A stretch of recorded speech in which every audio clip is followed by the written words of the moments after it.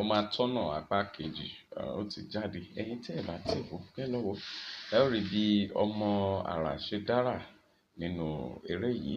Àrà kò ní tán lọ́wọ́ alára. Ẹ káàbọ̀ sórí Keno TV. Ẹ̀yin olólùfẹ́ wa, ẹ ṣé bẹ́ẹ̀ ṣe bá wa subscribe tẹ̀ like. Ẹ má gbàgbé láti support wa náà. Gbogbo ẹ̀ náà la rí, ẹ ṣé gidi gan. Nínú eré yìí níbẹ̀ láti máa rí àwọn Ronke Odùsọ̀yà, Ògògó, Taiwo Hassan àtàwọn àgbà òṣèré bẹ́ẹ̀ bẹ́ẹ̀ lọ. Àti wípé ó yẹ kí a ti ṣe review movie yìí kó tó di time yìí, ṣùgbọ́n àwọn kankan òun ló fẹnu kọ́ra wọn.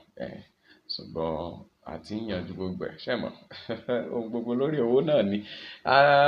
Ṣùgbọ́n mo gba mẹ́sẹ̀gì látọ̀dọ̀ ẹnìkan tó ṣe bí aṣojú fún ọmọ àrà pé ọmọ atọ́nà ká bá wọn review rẹ̀, ká gbé síta, ká gbé sí mójútáyé.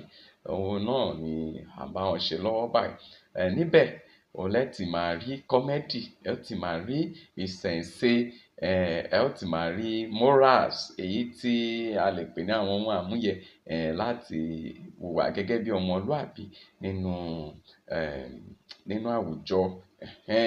So gbogbo ẹ̀ náà ló wà. Àti àwọn kọ́pà tí wọ́n rán pé ẹ lọ ṣe àgùnbánirọ̀ yín, ẹ lọ sílẹ̀ bàbá yín tó jẹ́ pé ojú kòkòrò òun ni ó kó bá wọn. Gbogbo ẹ̀ náà ló wà nínú eré yìí. Àwòkọ́gbọ́n ni ẹ lè wò pẹ̀lú àwọn family yín. Ẹ̀yin tí ẹ bá láwọn ọmọ lọ́dọ̀, ẹ jẹ́ kí wọ́n wò, kàn fi kọ́gbọ́n nígbà tí àwọn náà ò bá lọ serve. Kí wọ́n fi mọ bí a ti hùwà láwùjọ. Ohun gbogbo náà kọ́ ni tó ń dán kọ́ ni wúrà. Ní ẹ̀yìn ọ̀rẹ̀yìn, ọmọ àrà ṣe kíni, ó lọ, ó bọ̀. Bolókíní ládìẹ tó kó ìmọ̀ bọ̀. Ẹ wò lórí oṣù yìí lọ́dún yìí kò ní gbé wa mì. Ẹ ṣé ẹ̀yin olólùfẹ́ wa. Ẹ já pàdé comment section, ká pàdé nínú eré.